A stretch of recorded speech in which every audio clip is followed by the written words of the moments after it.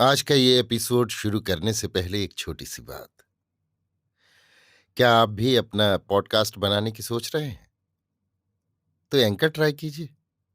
ये पॉडकास्ट बनाने का सबसे आसान तरीका है। नंबर एक, ये फ्री है। नंबर दो, इसमें कई सारे ऐसे टूल्स हैं जो आपको अपने फोन और कंप्यूटर पर रिकॉर्ड और एडिट करने की फैसिलिटी देते हैं।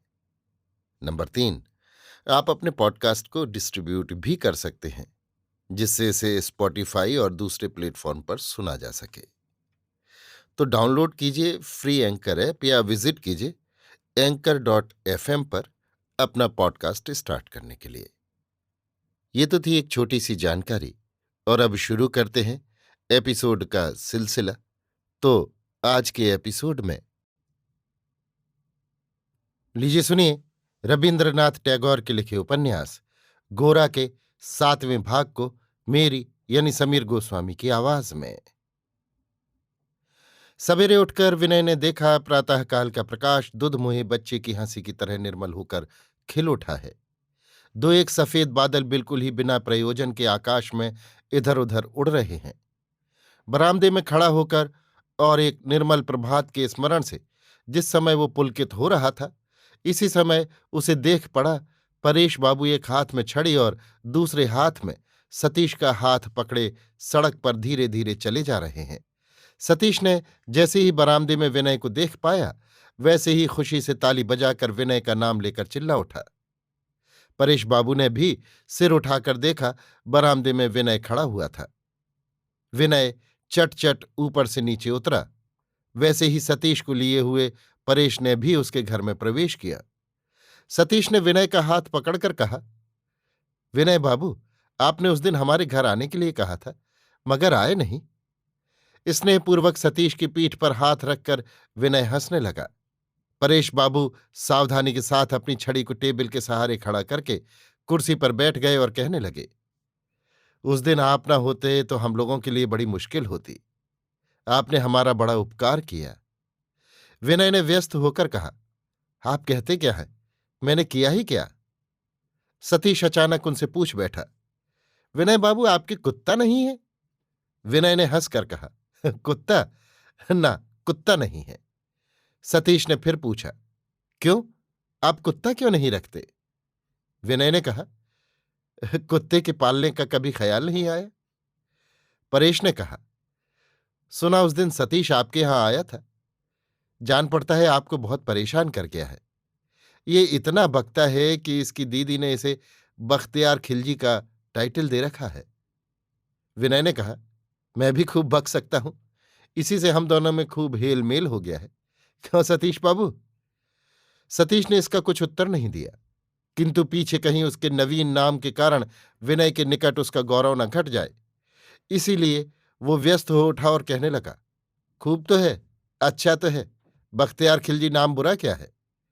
अच्छा विनय बाबू, बख्तियार खिलजी ने तो लड़ाई लड़ी थी, उसने तो बंगाल को जीत लिया था। विनय ने हंसकर कहा, पहले वो लड़ाई लड़ा करता था, लेकिन अब लड़ाई की जरूरत नहीं पड़ती, इसीलिए इस समय वो सिर्फ लेक्चर ही देता है और बंगाल जीत भी लेता है। इसी तरह बहुत देर तक बातचीत होती रही। परेश बाबू ने सबसे कम बातें की। वो प्रसन्न शांत मुख से बीच बीच में केवल हंस देते थे। दो एक बातों में बोले भी, मगर बहुत थोड़ा।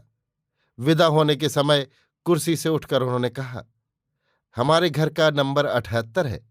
यहां से बराबर दाहिने हाथ की तरफ जाकर। सतीश बीच ही में बोल उठा, वो हमारा घर जानते हैं, उस दिन मेरे साथ हमारे दरवाजे तक गए थे। इस बात से लज्जित होने का कोई प्रयोजन न था, किंतु विनय मन ही मन लज्जित हो उठा, जैसे उसकी कोई चोरी पकड़ ली गई। वृद्ध ने कहा, तब तो आप हमारा घर जानते हैं। खैर, फिर कभी अगर आपकी। विनय, उसके लिए आपको कहना नहीं पड़ेगा।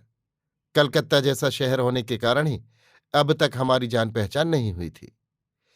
विनय सड़क तक परेश बाबू को पहुंचा आया। दरवाजे के पास वो कुछ देर तक खड़ा रहा। परेश बाबू छड़ी टेकते हुए धीरे धीरे चले और सतीश लगातार बातें करता हुआ उनके साथ साथ चला। विनय अपने मन में कहने लगा, परेश बाबू के समान ऐसा वृद्ध मैंने कोई नहीं देखा। देखते ही मन में भक्ति का संचार होता है और पैर छूने को जी चाहता है। और सतीश लड़का भी कैसा अच्छा और तेज है। भविष्य में एक योग्य पुरुष होगा। जैसी बुद्धि है वैसा ही भोलापन है। वो वृद्ध और बालक दोनों चाहे जितने भले हों, उतनी थोड़ी देर के परिचय से उनके संबंध में इतनी भक्ति और स्नेह का उमड़ पड़ना साधारणतः कभी संभव न हो सकता। किंतु विनय का मन ऐसी हालत में था कि उसने अधिक परिचय की अपेक्षा नहीं रखी। उसके बाद विनय अपने मन में सोचने लगा, परेश बाबू के घर जाना ही होगा। ना जाना शिष्टाचार और भद्रता के विरुद्ध होगा। किंतु गोरा के मुख द्वारा उसके दल का भारतवर्ष उससे कहने लगा कि वहां तुम्हारा आना जाना नहीं हो सकता। खबरदार। विनय पग पग पर अपने दल के भारतवर्ष का निषेध मानता है। अनेक समय मन में दुविधा आने पर भी माना है। किंतु आज उसके मन में एक प्रकार का विद्रोह दिखाई दिया। उसे जान पड़ने लगा भारतवर्ष जैसे केवल निषेध की ही मूर्ति है। नौकर ने आकर खबर दी, भोजन तैयार है। किंतु विनय ने अभी तक स्नान ही नहीं किया। 12 बज गए थे। अचानक विनय ने जोर से सिर हिलाकर कहा, मैं नहीं खाऊंगा, तुम लोग जाओ। ये कह छाता कंधे पर रखकर वो घर से बाहर निकल गया। सीधा गोरा के घर आकर पहुंचा। विनय जानता था कि एमहर्स्ट स्ट्रीट में एक मकान किराए पर लेकर हिंदू हितैषी कार्यालय स्थापित हुआ है। नित्य दोपहर को गोरा उस कार्यालय में जाकर बंगाल भर में उसके दल के लोग जहां जहां हैं उन सबको सजग और तत्पर रखने के लिए अपने हाथ से पत्र लिखता है। वहीं उसके भक्त लोग उसके मुख से उपदेश सुनने के लिए आते हैं और उसके सहकारी होकर अपने को धन्य मानते हैं। उस दिन भी गोरा उस समय उसी कार्यालय में काम करने गया था। विनय एकदम जैसे दौड़कर ही आनंदमयी के कमरे में पहुंचा।